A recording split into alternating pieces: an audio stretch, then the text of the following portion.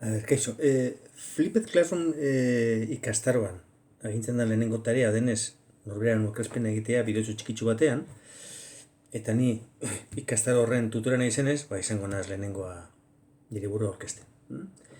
Jesus Mari naz, matematika irakaslea eta IKT dinamizatzailea Lekeitioko Institutuan, eta urte batzuk daramatzaia nik Flipped Classroom aplikatzen laugarren DBH-ko ikasleekin.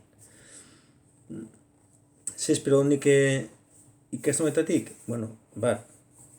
Izatea baliogarria zeuentzat, asko ikastia eta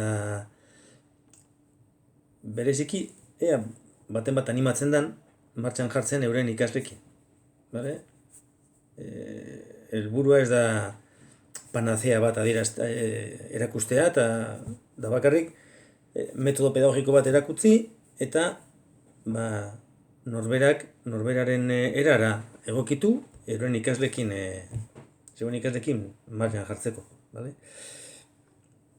Animo eta foroan jun ipintzen zeuen aurkezpenak,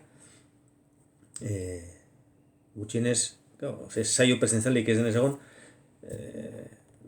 pixkate ezagutzeko virtualki badabe, aurpegia bentsat ipintzeko gure artean. Venga, animo.